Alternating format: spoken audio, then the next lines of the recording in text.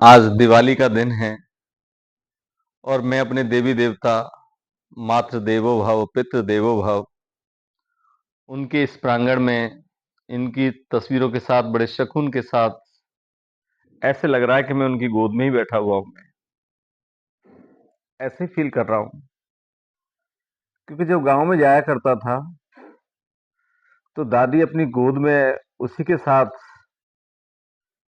गोद में मेरा सिर रख लेती थी और बालों को सहलाया करती थी। माता पिता इतना स्नेह इतना दुलार करते थे कि बयां करना बहुत भारी है उनके लिए।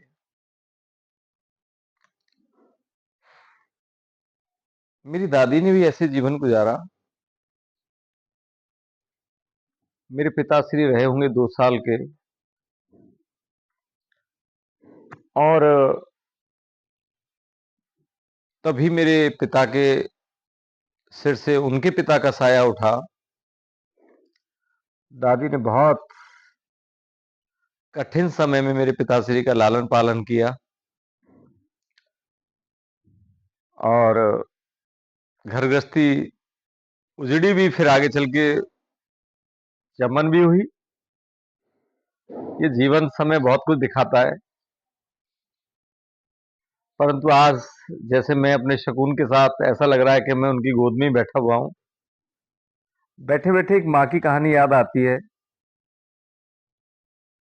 क्योंकि सुनते तो बहुत हैं लेकिन दिल से महसूस तभी होता है कि जब वो माहौल सा बनता है। एक माँ ने ऐसे ही विधवा भरे जीवन में अपने बेटे की परवरिश बहुत अच्छी की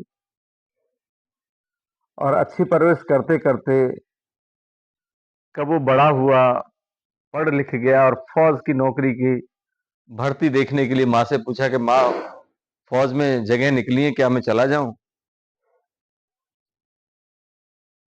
तो माँ कहती है, बेटा देख ले, देश की सेवा मिलेगी, घर में रोजगार भी लग जाएगा तेरा, तो कुछ आमदनी भी बढ़ जाएगी और देश की सेवा तो है ही है, पर मेरा ख्याल जरूर रखियो। वो कहती, माँ क्यों चिंता करती है, जैसे ही मौका लगा करेगा मैं आ जाया करूंगा ना। सरकार छुट्टी भी देती है, लंबी लंबी छुट्टी दे देती है। हाँ, दिन तक रहना पड़ता है लेकिन छुट्टी भी मिल जाती है।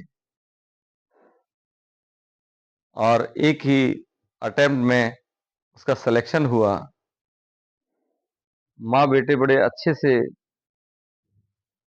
एक दूसरे से प्रेम पूर्वक बहुत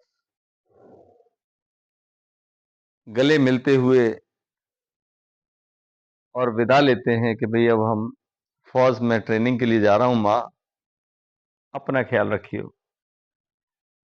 9 महीने की ट्रेनिंग, जो भी साल की ट्रेनिंग होती है, पूरी ट्रेनिंग हुई। बेटा दोबारा आया, माँ गदगद हो गई। अभी तो 17-18 का हुआ ही था।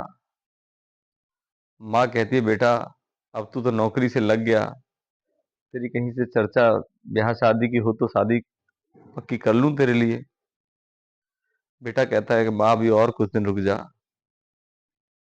बकाया तेरी मर्जी है, तेरे को जैसे अच्छा लगे कर लियो, मेरा जीवन तो तेरे ही हवाले है, जिस जीवन को तू जैसे चलाएगी मैं चल लूंगा। और माँ के कहने पे वो हाँ कर लेता है कि माँ तेरे को जब करना हो ब्याह कर लियो, मेरा कोई फर्क नहीं पड़ेगा मुझे, मेरा जीवन तो तेरे हवाले है, तेरे ही दिया हुआ जीवन है, तू जैसे इसको चलाएगी मैं मान जाऊंगा। तो बेटा इतना कह के छुट्टियां खत्म होती हैं, चला जाता है। लेकिन होनी को तो कुछ और ही मंजूर था और एक आतंकी अटैक में वो बेटा शहीद हो जाता है। तिरंगे में लिपटा हुआ शव जब गांव में आता है तो पूरे क्षेत्र में हाहाकार मच जाता है कि अभी 18 साल का, 18-19 साल का लड़का, नौजवान लड़का, होनहार, और शहीद हो गया। तो हाहाकार चारों तरफ होता है। माँ तो मानो कि बेहोश ही हो गई, क्योंकि एक सहारा था बुढ़ापे का, वो भी छीन लिया। और सदमे में से नहीं निकल पाई। सदमा इतना गहरा लगा कि उसने खाना पीना छोड़ दिया, घर बार से ताला लगाना छोड़ दिया,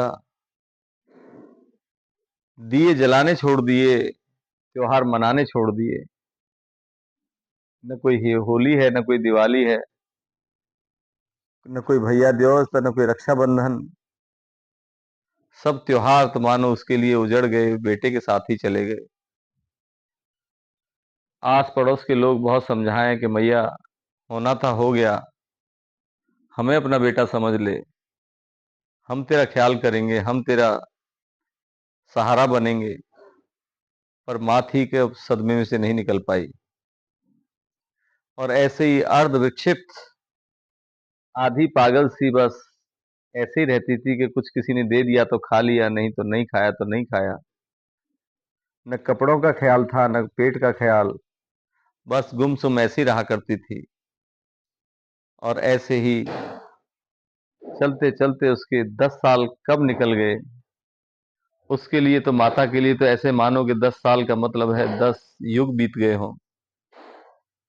उसको, माँ को, जिंदगी अपनी ऐसी लंबी लगने लगी कि भगवान मुझे इतनी लंबी आयु क्यों दी है तूने। 10 साल निकल गए, लोगों ने बहुत समझाया पर माँ पे कोई फर्क नहीं पड़ा। एक दिन अचानक से माँ अपना दरवाजा खोलती है, झाड़ा बुहारी शुरू कर देती है, मिट्टी से, गोबर से अपना आंगन लीपना शुरू कर देती है। और जैसे ही सूर्य नारायण उगते हैं तब तक तो घर घर में जाके सबसे कहती है कि बहन, आज मेरे घर में एक दावत है बच्चों की, अपने बच्चों को मेरे यहाँ भेज दोगी क्या? छुट्टी का दिन है, मैंने बच्चों के लिए दावत रखी है। सब लोग सोचने लगे कि लगता है कि माता पागल हो गई बिल्कुल। कहाँ तो ये खुद नहीं खाती, किसी ने दे दिया तो खा लिया, और आज ये बच्चों की दावत दे रही है।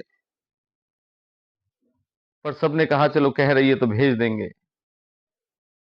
और उस माता ने मोहल्ले के जितने भी बच्चे थे सबको बुलाया, उनको खूब खिलाया पिलाया, और उनके साथ खूब खेली और कूदी, खूब खेल कूद की उसके साथ। पूरा दिन निकल गया। शाम हुई, सब पड़ोसी आने लगे, बोले कि अब तो भेज दो हमारे बच्चों को। बोले ले जाओ भैया। अब तो ये सिलसिला उसका एक दिन नहीं, 2 दिन नहीं, जब भी स्कूल की छुट्टियां मिले, छुट्टी पड़े, बस वो तो देखती थी कि कब बच्चों की छुट्टियां पड़ रही हैं, और पूरा दिन बच्चों को अपने घर में बुलाए और उनके साथ पूरे आनंद के साथ पूरा दिन व्यतीत करे। एक दिन एक पड़ोसी ने पूछ लिया कि माँ, हमने बहुत समझाया, तूने 10 साल निकाल दिए, अचानक ऐसा कौन तेरे को समझाने आया जो तूने जीवन अपना दोबारा से पटरी पे ले आई है। अब पहले से तेरी सेहत भी सुधर गई है, तेरी मानसिक हालत भी ठीक हो गई है। ऐसा तेरे को किसने कह दिया, जो तूने किसकी बात मानी है? तो कहती, बेटा मैं और किसकी बात मान सकती थी, मैंने अपने बेटे की बात मानी है। मेरा बेटा राहुल, मैंने अपने बेटे की बात मानी है। तो कहते कि माता वो तो मरे हुए 10 साल हो गए, उसकी बात तूने अब कैसे मानी? बोले कि नहीं बेटा, ये तो पिछले, जब से मैंने बच्चों को बुलाना शुरू किया है, उससे पहले ही तो मेरे से कह के गया है। बोले कि ऐसा कैसे कह गया? बोले बेटा, एक दिन मैं सो रही थी, मेरा राहुल सपने में मेरे आया, तो उसके बैग था उसकी पीठ पे, सुंदर सी स्कूल ड्रेस थी, जूते चमक रहे थे, चेहरा पूरा खिला हुआ था। मेरे सपने में आया, मैंने उसको जेट में भरा, बहुत प्यार किया, उसको दुलार किया। फिर मैंने उसकी राजी खुशी कि तू बेटा है कहाँ पे, तू 10 साल तू मेरे से बिछड़ गया, अब तू है कहाँ पे आजकल? तो कहता है कि माँ, मैं अब बहुत बड़े अमीर घर में मैंने जन्म ले लिया है, बहुत अमीर घर में हूँ, अब गरीबी दूर दूर तक नहीं है मेरे पास। तो माँ कहती, बेटा लग ही रहा है तू किसी अच्छे स्कूल में पढ़ रहा है। बोले कि हाँ माँ, मैं बहुत अच्छे स्कूल में पढ़ रहा हूँ। बोले बेटा, इस अच्छे स्कूल में तू अब इस वक्त कौन सी क्लास में है? कि माँ मैं पहली क्लास में हूँ। बोले 10 साल का और पहली क्लास में, ये कैसे?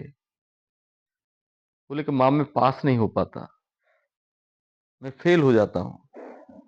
बोले कि मैं इस बात से अचंभित हूं कि बेटा तू तो इतना होनहार था, पढ़ने में तेज तर्रार था, तू तो फेल होने का सवाल ही नहीं है तेरा। फेल किसकी वजह से हो जाता है?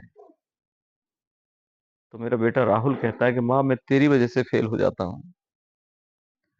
बोले मेरी वजह से तू फेल कैसे हो सकता है बेटा, मेरी क्या वजह हो सकती है? बोले कि माँ सच बताऊं ना, मैं पढ़ता लिखता बहुत हूं, पर जो मेरी पढ़ाई की जो किताब कॉपियां होती हैं, जो तू दिन रात जो आंसू बहाती है ना, उससे मेरी सारी किताब कॉपियां बेकार हो जाती हैं।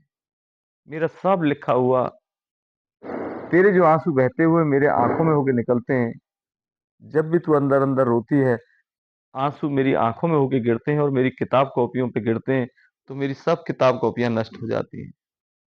मेरी जो मैडम है ना, जो मेरे सर हैं, वो मुझे कामचोर कहते हैं कि तू कामचोर है, इसीलिए किताबों को खराब कर लेता है, इसीलिए तू पेपर पे जो भी हम तेरे को शीट देते हैं उनको खराब कर देता है पानी डाल के, इसीलिए मैं आज तक पास ही नहीं हो पाया, सिर्फ तेरी बदौलत। बेटा ऐसा मान के मैं तो अपना कलेजा ही पकड़ के बैठ गई कि मेरी वजह से मेरा बेटा पास ना हो। मुझे बहुत बुरा लगा। मैंने अपने बेटे से कहा कि बेटा तू बता कि मैं ऐसा क्या करूं कि जो तू पास होने लगे? बोले कि माँ सिर्फ एक ही काम कर दे, बस तू रोना बंद कर दे। अगर तू रोएगी नहीं ना, तो मेरे आंखों में होके आंसू नहीं बहेंगे और ना मेरी किताब कॉपी खराब होंगी। सिर्फ एक ही काम कर दे कि आगे से रोना बंद कर दे। अगर रोएगी नहीं ना, तो तू खुश रहेगी तो मैं खुश रहूंगा, और खुश रहूंगा तो तेरे को मैं बता रहा हूं कि एक एक साल में दो दो तीन तीन क्लास पास करके दिखा दूंगा मैं। रही बात मेरी याद की कि तुझे मेरी याद आती है इसलिए रोती है तू, आज से जितने भी गली मोहल्ले के बच्चे हैं, तू मुझे उन्हीं में ढूंढ लेना, मैं तुझे कहीं ना कहीं दिख जाऊंगा। देखने का प्रयास करियो, मैं कहीं ना कहीं उन्हीं में बैठा हुआ मुस्कुरा रहा हूँ। बेटा वो दिन का दिन है कि आज का दिन है, मैंने अपने आंखों में आंसू नहीं आने दिया है, और हर बच्चे में मुझे मेरा बेटा राहुल नजर आता है। प्रिय मित्रों, माँ और बाप तो ऐसे होते हैं कि कभी भी अपनी संतान की आंखों में आंसू नहीं देखना पसंद करते, परंतु हम तो अब भी बैठे हैं। अब उनको कैसा लग रहा होगा हमें नहीं पता, पर हमें इनकी गोद में बैठे हुए अच्छा लग रहा है। मातृ देवो भव, पितृ देवो भव।